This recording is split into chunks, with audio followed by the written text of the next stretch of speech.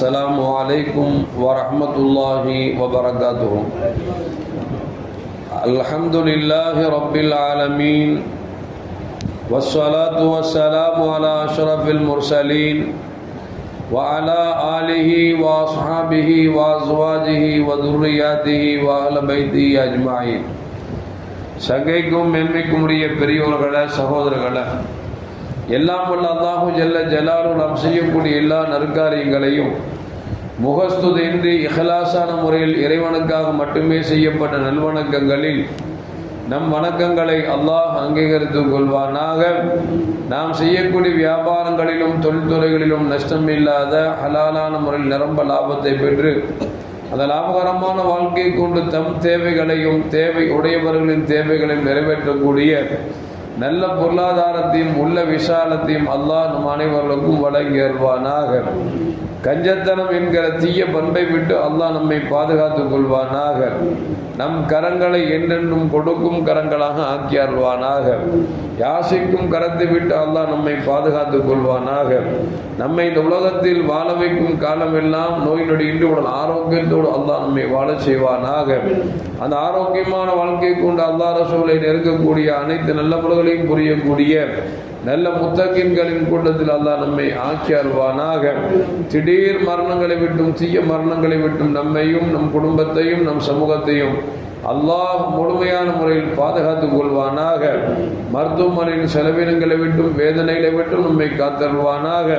நம்மில் யாரெல்லாம் நோயால் பாதிக்கப்பட்டு வீடே கதி என்றும் ஆஸ்பத்திரியை கதி என்றும் அல்லல் பட்டும் அவதியிட்டும் இருக்கிறார்களோ அத்தனை மக்களுக்கும் வெகு விரைவில் நோயை போக்கி உடல் ஆரோக்கியத்தை வழங்குவதோடு அவர்களை கொண்டு அவர் குடும்பத்திற்கும் சமூகத்திற்கும் பலன் தரக்கூடிய நல்ல மக்களாக ஆக்கி அருள்வானாக. நாம் இந்த உலகத்தில் வாழ்ந்து மறைகிற நேரத்தில் லா இலாஹ இல்லல்லாஹ் முஹம்மதுர் ரசூலுல்லாஹ் என்ற கலிமாவை மொழிந்து ஜன்னத்துல் ஃபிர்தௌஸை கண்ணால் கண்டு அகமகிழ்ந்து சிரித்த வண்ணமாக மரணிக்கக்கூடிய நல்பாக்கியம் பெற்ற மக்களில் அல்லாஹ் நம்மை ஆக்கி அருள்வானாக. மரணித்தும் மரணிக்காத இறைநேசரின் கூட்டத்தில் அல்லாஹ் நம்மை ஆக்கி அருள்வானாக. நாளை மறுமையிலே முத்து முஹம்மது ரசூலுல்லாஹி ஸல்லல்லாஹு அலைஹி வஸல்லம் அவர்களின் திருக்கரங்களால் ஹவுதுல் கௌசர் என்கிற தடாகத்தில் நீர் பருகி அன்னாரின் ஷஃபாத்தை பெற்று அன்னாரின் கரம் பிடித்து ஜன்னத்துல் ஃபிர்தௌஸ் என்ற உயர்ந்த சொர்க்கத்தில் அவர்களின் பணியாளர்களாக அல்லாஹ் நம்மை அமர்த்திக் கொள்வானாக. எல்லாவற்றுக்கும் மேலாக இறை அன்பை பெற்று இறைவனை பார்த்து பரவசம் அடையக்கூடிய அவருடைய லிக்காவையும் ரிலாவையும் பெற்ற மக்களில் அல்லாஹ் நம்மை ஆக்கி அருள்வானாக. அருமையான மோமின்களே, கண்மணி முஹம்மது ரசூலுல்லாஹி ஸல்லல்லாஹு அலைஹி வஸல்லம் அவர்கள்தான் இந்த உலகத்தில் கடைசி நபி. பெருமானார் ஸல்லல்லாஹு அலைஹி வஸல்லம் அவர்களுக்கு பிறகு எந்த நபியும் கிடையாது. சொல்வார்கள் பெருமானார் ஸல்லல்லாஹு அலைஹி வஸல்லம் லா நபிய பாதி, எனக்கு பின்னால் நபிமார்கள் என்பது கிடையாது என்று பெருமானார் ஸல்லல்லாஹு அலைஹி வஸல்லம் அவர்கள் தெளிவாகவே நமக்கு சொல்லிவிட்டு சென்று விட்டார்கள். அப்படி என்றால் நமக்கு ஒரு கேள்வி வரும், உலக அழிவு நாளில் ஈசா அலைஹிஸ்ஸலாம் வருவார்களே, அவர்கள் நபியாச்சே என்று கேள்வி வரும். அந்த ஈசா அலைஹிஸ்ஸலாம் உலகத்திற்கு வந்தாலும் கூட அவர்கள் பெருமானார் ஸல்லல்லாஹு அலைஹி வஸல்லம் அவர்களை நபியாக ஏற்று பெருமானார் ஸல்லல்லாஹு அலைஹி வஸல்லம் உம்மத்தில் ஒருவராகத்தான் வாழ்வார்களே தவிர அவர்கள் முன்னால் வந்தது போன்று நபியாக வரமாட்டார்கள் என்பதையும் நமக்கு மார்க்கம் தெளிவாக சொல்லி காட்டுகிறது. அப்படி என்று சொன்னால் ஈசா அலைஹிஸ்ஸலாம் வந்தாலும் அவர்கள் நபி அல்ல, மாறாக உம்மத்தே முஹம்மதியாவில் ஒருவராகத்தான் வருவார்கள் என்பதை நமக்கு பெருமானார் ஸல்லல்லாஹு அலைஹி நமக்கு சொல்லித்தரார். நபிகள் நாயகம் ஸல்லல்லாஹு அலைஹி வஸல்லம் காலத்திலும் சரி, அதற்கு உள்ள பிறகுள்ள காலத்திலும் சரி, பல பொய்யர்கள் தங்களை நபியாக மாற்றிட்டார்கள் என்பதற்கு பல்வேறு சான்றுகள் இருக்கிறது. அந்த அடிப்படையில் யமன் தேசத்தில்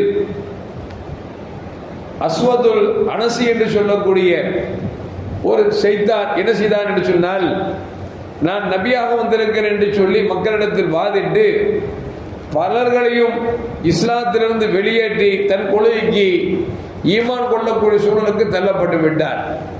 அந்த நேரத்தில் தான் யமன் தேசத்தில் அபு முஸ்லிமுல் ஹவுலானி என்று சொல்லக்கூடிய ஒரு மனிதர், இவர்கள் பெருமானார் ஸல்லல்லாஹு அலைஹி வஸல்லம் வாழுகிற காலத்தில் இஸ்லாத்தை ஏற்றுக்கொண்டாலும் பெருமானார் ஸல்லல்லாஹு அலைஹி வஸல்லம் அவர்களை பார்க்கவில்லை என்பதால் சஹாபி என்கிற அந்தஸ்திலிருந்து இறங்கி அவர்கள் தாபீன்கள் என்று வரலாற்றில் குறிப்பிடப்படுகிறது. இவர்கள் பெயர் அப்துல்லா இப்னு சௌப் என்று சொல்வார்கள். இந்த அப்துல்லா இப்னு சௌபை தான் அபு முஸ்லிம் ஹவுலானி என்கிற பெயர் மாறியது. இவர்களை அஸ்வதுல் அனசி என்று சொல்லக்கூடிய, நான் நபியாக வந்திருக்கிறேன் என்று வாதிட்டான் அல்லவா, அவன் தன்னை ஈமான் கொள்ள வேண்டும் என்று அழைத்த பொழுது இவர்கள் ஈமான் கொள்ள மறுத்து விட்டார்கள். சொன்னார்கள், அஷ்ஹது அல்லா இலாஹ இல்லல்லாஹ் வ அஷ்ஹது அன்ன முஹம்மதன் ரசூலுல்லாஹ், வணக்கத்திற்குரியவன் அல்லாஹ்வை தவிர வேறு இறைவன் இல்லை, முஹம்மது ஸல்லல்லாஹு அலைஹி வஸல்லம் அவர்கள் தான் அல்லாஹ்வின் திருத்தூதராக இருக்கிறார்கள் என்பது என் கொள்கை. எனவே அஸ்வதுல் அனசி என்று சொல்லக்கூடிய உன்னை நான் ஏற்றுக்கொள்ள மாட்டேன் என்று சொல்லி பிடிவாதமாக இருந்தார்கள். இதனால் அஸ்வதுல் அனசி என்ன செய்தான் என்று சொன்னால், அபு முஸ்லிம் ஹவுலானி என்பவர்களை நெருப்பிலிட்டு நெருப்பை மூட்டி அவர்களை வதைக்க வேண்டும், சிதைக்க வேண்டும் என்று சொல்லி மிகப்பெரிய நெருப்பு குண்டத்தை மூட்டினான். மூட்டியது மட்டுமல்ல, எப்படி இப்ராஹிம் அலைஹிஸ்ஸலாம் அவர்களை நெருப்பில் போடுவதற்காக நம்ருத் நெருப்பை மூட்டினானோ அதுபோன்று பெரிய லெவலில் பெரிய அளவில் இவர்களுக்கு நெருப்பை மூட்டி, எப்படி இப்ராஹிம் அலைஹிஸ்ஸலாம் முன்ஜனைக் என்கிற ஆயுதத்தில் வைத்து நெருப்புக்குள் தள்ளப்பட்டார்களோ அதுபோன்று அபுல் முஸ்லிம் ஹவுலானி என்கிற இந்த தோழரையும் அவன் முன்ஜனைக் என்கிற ஆயுதத்தில் வைத்து நெருப்பில் உள்ளே தூக்கி போட்டான். ஆச்சரியம் என்ன தெரியுமா, அவர்கள் உள்ளே சென்றவர்கள் வெளியே வருகிற பொழுது எந்த விதமான பாதிப்பும் எந்த விதமான ஆபத்தும் இல்லாமல் எப்படி சென்றார்களோ அப்படியே திரும்பி வந்தார்கள். அந்த அபு முஸ்லிம் ஹவுலானி ரஹ்மத்துல்லாஹ் அவர்கள் அங்கே வாழ முடியாது என்கிற சூழலுக்கு வருகிற பொழுது மதீனாவுக்கு வருகிறார்கள். பெருமானார் ஸல்லல்லாஹு அலைஹி வஸல்லம் பார்க்கலாம் என்று சொல்லி வந்து பார்த்தால் பெருமானார் ஸல்லல்லாஹு அலைஹி வஸல்லம் காலம் சென்று விட்டார்கள், இந்த உலகத்தை விட்டு நம் கண்ணை விட்டு மறைந்து விட்டார்கள். அப்பொழுது அபூபக்கர் சித்தீக் ரலியல்லாஹு அன்ஹுடைய ஆட்சி நடந்து கொண்டிருக்கிற பொழுது இந்த அபு முஸ்லிம் ஹவுலானி ரஹ்மத்துல்லாஹி அவர்கள் மதீனாவுக்குள் வருகிறார்கள்.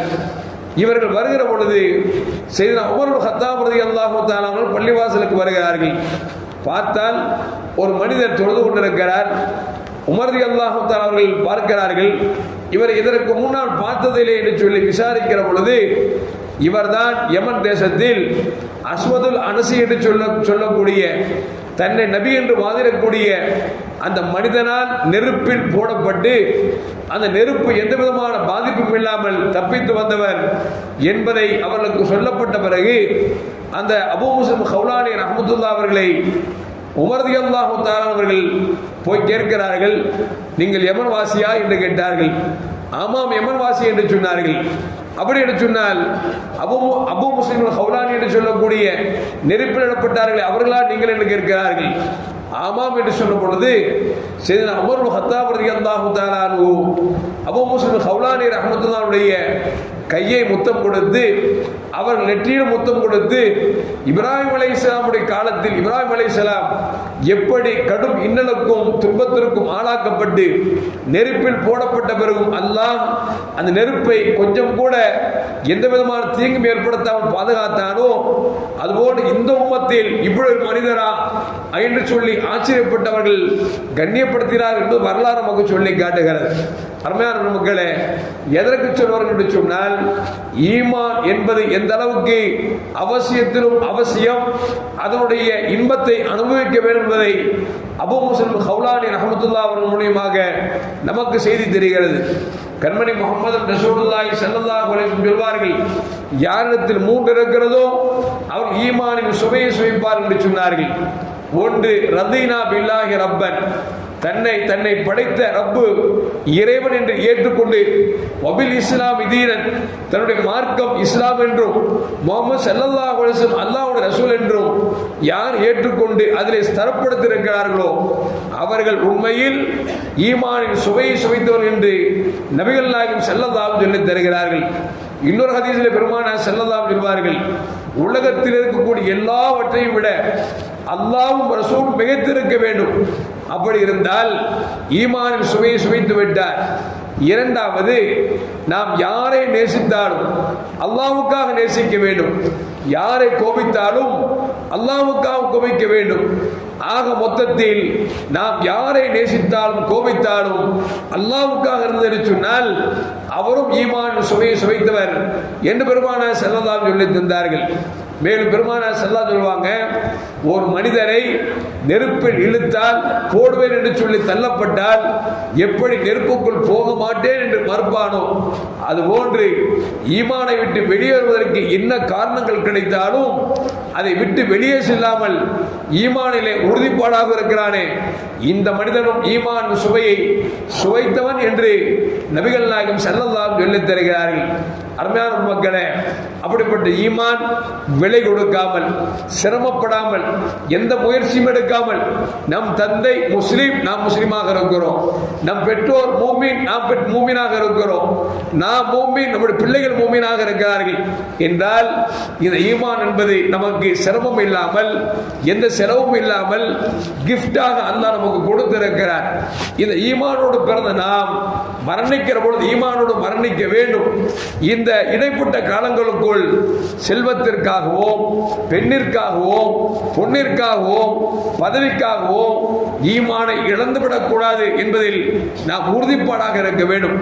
நாம் பெற்றெடுத்திருக்க பிள்ளைகள் கூட காதல் என்கிற பெயரிலோ அல்லது வேறு எந்த நோக்கத்திலோ ஈமானை இழக்கக்கூடிய துப்பாக்கி என்கிற ஆட்களை விட்டு அவர்கள் பாதுகாக்கப்பட வேண்டும். ஏனென்று சொன்னால் இன்றைக்கு பார்க்கிறோம் பல இடங்களில் சில ஆண்களும் சில பெண்களும் இஸ்லாத்தில் இருந்து கொண்டு முஸ்லிமாக பிறந்து வாழுகிற காலத்தில் அவர்களுக்கும் இஸ்லாத்திற்கும் சம்பந்தம் இல்லாமல் கடைசியில் பார்த்தால் மாற்று மதத்தில் சார்ந்த பெண்ணை திருமணம் முடித்தோ அல்லது மாற்று மத சகோதரனை திருமணம் முடித்தோ இஸ்லாத்தை விட்டு வெளியே செல்லக்கூடிய அளவிற்கு இன்றைக்கு சூழல் தள்ளப்பட்டு கொண்டிருக்கிறது.